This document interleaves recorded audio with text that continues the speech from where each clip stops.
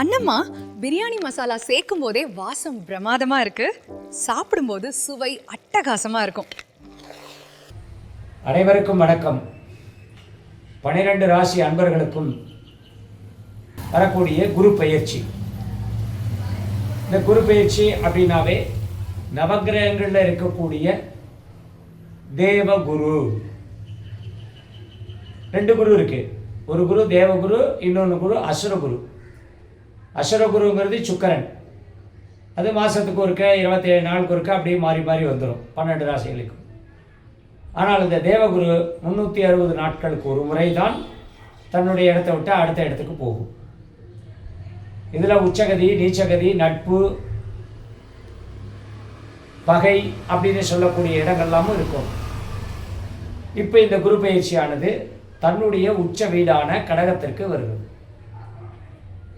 இந்த கடகத்தில் தன்னுடைய நட்சத்திரமான புனர்பூச நட்சத்திரம், அதாவது குருவுடைய நட்சத்திரம் புனர்பூசம், விசாகம், பூரட்டாதி, இந்த 3 நட்சத்திரமும் குருவுடைய நட்சத்திரம். குரு திசையில் பிறக்கக்கூடியவர்கள். குரு எங்கெங்கெல்லாம் போய் உட்காருதோ அது சாரம். அந்த வகையில் இப்போ புனர்பூசம் தன்னுடைய நட்சத்திரம், தன்னுடைய வீட்டிலேயே, தன்னுடைய நட்சத்திரம், தன்னுடைய டேபிள்லேயே உட்காந்துருக்க மேற்கணக்கு. அடுத்தது பூசம், சனியினுடைய சாரம் பெறுது.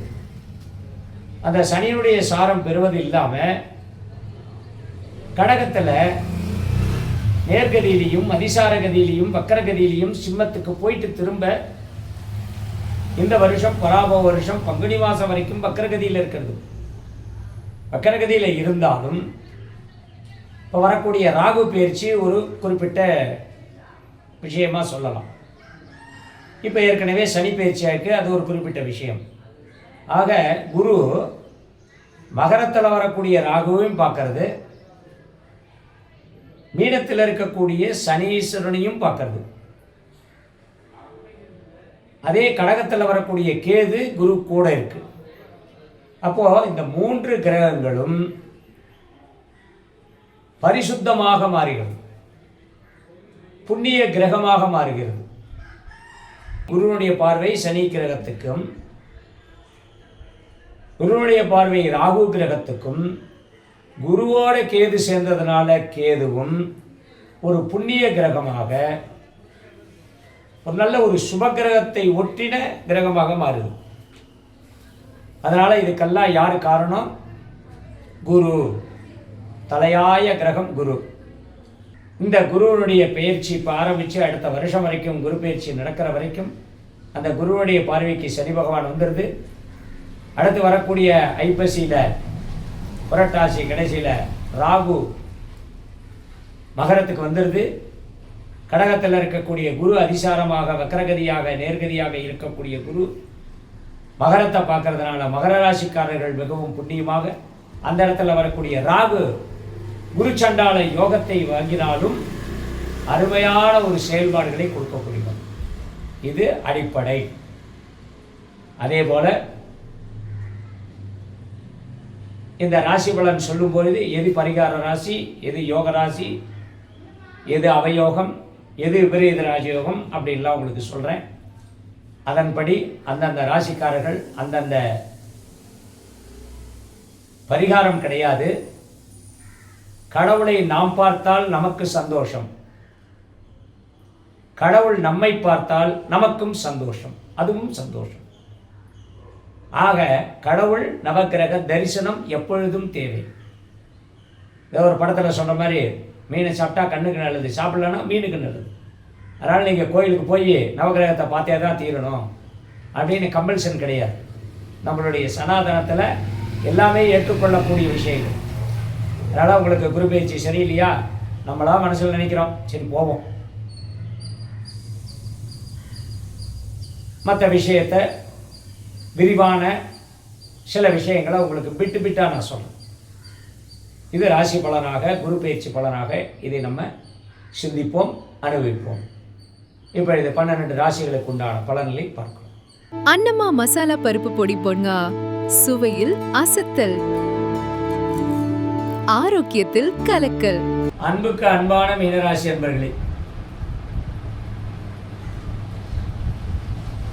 மீனம் நல்ல ஒரு உயர்ந்த சுபராசி, உபயராசி, கேந்திரங்களாக இருக்கக்கூடிய ராசின்னு சொல்லலாம். அதாவது 4, 7, 10. இப்போ மீனத்துக்கு எல்லாமே கேந்திரம் பார்த்தீங்கன்னா 4 கேந்திரம், 7 கேந்திரம், 10 கேந்திரம் எல்லாமே உபயமாக தான் வரும். உபயங்கிறது என்னன்னா உங்களுக்கு தெரியும். உபயம் ஒருத்தருக்கு தானமாக கொடுக்குறதோ இல்லை ஒருத்தருக்கு ஹெல்ப் பண்ணுறதோ அதுக்கு பேர் உபயம். அப்போது உபயராசி, இந்த உபயராசிக்கு அதிபதி குரு தான். அந்த குரு இப்போ பயிற்சியாளர் எத்தனாம் இடத்துக்கு? 4லிருந்து 5ஆம் இடம். 5ஆம் இடம்ங்கிறது என்ன? புத்திரஸ்தானம், பூர்வ புண்ணிய ஸ்தானம், கேந்திரத்துக்கு போகிறார். இதுவரை கேந்திரத்தில் இருந்தவர் திருகோணத்துக்கு போகிறார். கேந்திரத்தில் இருந்த குரு திருகோணத்துக்கு போகிறார். 5 என்பது திரிகோணம். எப்போவுமே ஒரு திருகோணத்தில் இருக்கக்கூடிய எந்த கிரகமும் நல்லது பண்ணும். 11ல் இருக்கக்கூடிய எல்லா கிரகமும் நல்லது பண்ணும். 9ல் இருக்கக்கூடிய கிரகம் பாக்கியத்தை கொடுக்கும். 7ல் இருக்கக்கூடிய கிரகம் உயர்வை தரும். 4ல் இருக்கக்கூடிய கிரகம் உங்களை உயர்த்தும். 4 பெருசு 7, 7 பெருசு 10. 10ஆம் இடம் இன்னும் அதிகமாக உயர்வு.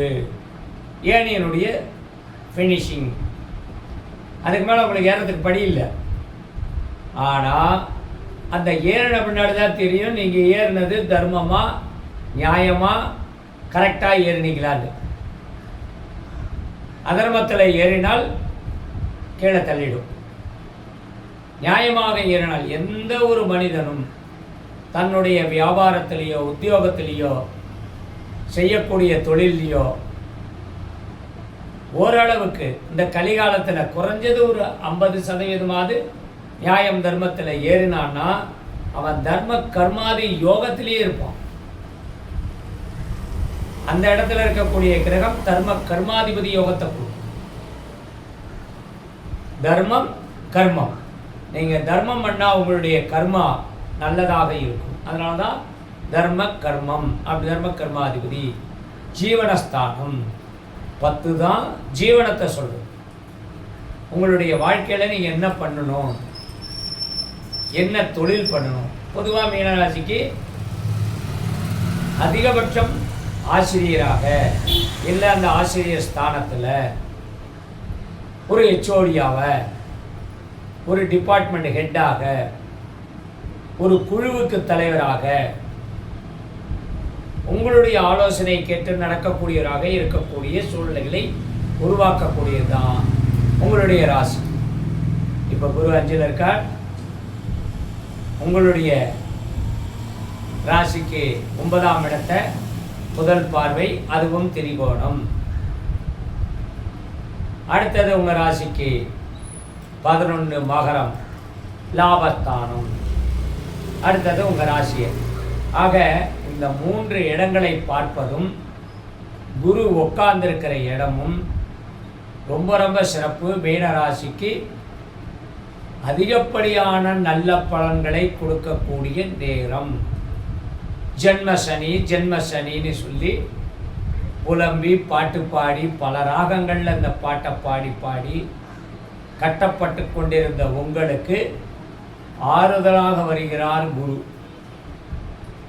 முதல்ல குடும்பஸ்தர்கள், கணவன் மனைவி, அவர்களுக்கு இது ஒரு மன நிறைவை, வாழ்க்கை நிறைவை கொடுக்கக்கூடிய நேரம்.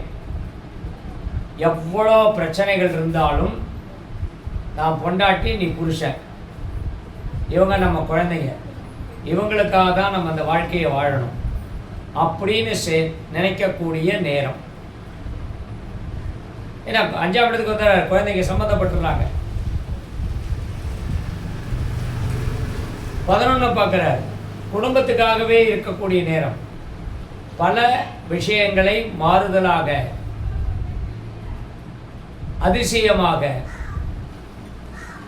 எதிர்பாராத சில விஷயங்கள் நடக்கிறதும் எல்லாமே இருக்கக்கூடிய நேரம் இது. அதனால் குடும்பத்தர்கள், கணவன் மனைவி, ஒரு 40 வயது வரை இருக்கக்கூடிய அத்துணை அன்பர்களும், ஆண் பெண்கள், என்னென்னலாம் உங்களுக்கு வேணுமோ அதெல்லாம் இந்த நேரத்தில் நீங்கள் பயன்படுத்திக்கலாம். மேல் படிப்பு, திருமணம், ஒரு குழந்தைக்கு மேலே இன்னொரு குழந்தை, ஆண் குழந்தை, இல்லை ஆண் குழந்தை இருக்குது, பெண் குழந்தை, உத்தியோகம் வேண்டாம், வியாபாரம், இந்த உத்தியோகம் இல்லை வேறு உத்தியோகம், இல்லை உள்நாட்டில் இல்லை வெளிநாட்டில், இது வரைக்கும் விசாவுக்கு நான் ஃபெயில் ஆகிட்டே இருக்கேன், இனிமேல் விசாவில் பாஸ் ஆகிடணும், யாராவது ஒருத்தர் உங்களுக்கு நல்ல உயர்ந்த பண்பாளர் உங்களுக்கு உதவி பண்ணுறது, அரசியலில் இருக்கக்கூடியவர்களுக்கு அதிசயமான, நல்ல ஆச்சரியமான, அதிசயமான மகா லாபம் கிடைக்கும், எதிர்பாராத பதவிகள் கிடைக்கும், உத்தியோகம், அரசாங்க உத்தியோகத்தில் இருக்கிறவங்களுக்கு மேல் பதவி, உத்தியோக உயர்வு, சம்பள உயர்வு, மேலதிகாரிகளுடைய பாராட்டு, புகழ் உங்களை ஒரு உசந்த நிலைக்கு கொண்டு போகிறது. இது எல்லாமே இந்த நேரத்தில் சின்ன வயசில், அதாவது 45 வயசுக்குள்ளே அத்தனை பேர் அதை அனுபவிப்பீங்க.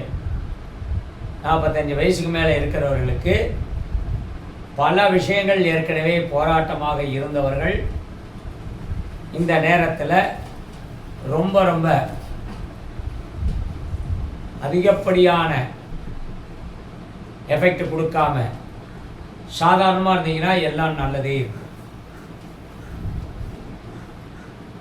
55 வயசுக்கு மேலே இருக்கிறவர்கள் திடீர்னு உங்களால் முடியல, இவ்வளோ நாள் கட்டப்பட்டோம், கட்டி காத்தோம், வேலைக்கு போயே தீரணும் அப்படின்னு இருந்தவங்களாம் இனிமேல் நம்ம வேலைக்கு போகணும், நம்மக்கிட்ட வேலைக்கு போகாமல் இருந்தாவே நம்மளை காப்பாற்றிக்க முடியும்னு நினைக்கிறவங்க வேலையை விட்டுட்டு, இது நல்ல நேரம்தான், ஆனால் நீங்கள் வேலைக்கு போய் கட்டப்படக்கூடாது, அது கட்டம்தான். ஏன்னா மனசில் உங்களுக்கு வேலை செய்யக்கூடாதுன்னு இருந்துருச்சுன்னா தயவு செஞ்சு அதை அப்படியே பிளேக் பண்ணுங்க. வேலைக்கு போகாமல் நிம்மதியாக இருக்கிறதுக்கு உண்டான வழியை பாருங்க. அடுத்து உங்களுக்கு தன்னால் தேடி வரும். ஏன்னா 7.5 சனி உங்களை அமைதிப்படுத்தும். அந்த அமைதியை நீங்கள் விரும்புறது நல்லது. குறிப்பாக 65 வயசுக்கு மேலே இருக்கிறவங்க எதுவுமே செய்யக்கூடாது. ஒரு 4-5 வருஷத்துக்கு நிதானமாக இருக்கன்னு இருக்கலாம். சேமிப்பு உள்ளவர்கள், உங்களால் திறம்பட இருக்க முடியும்னு நினைக்கிறவங்க தாராளமாக இருக்கலாம். இது நல்ல ராசி. இந்த குரு பெயர்ச்சி நல்ல ராசி பெயர்ச்சி. அதனால் எதை வேணால் பண்ணலாம். இந்த 7.5 சனி காலம் உங்களை நல்லபடியாக, நீங்கள் யார்,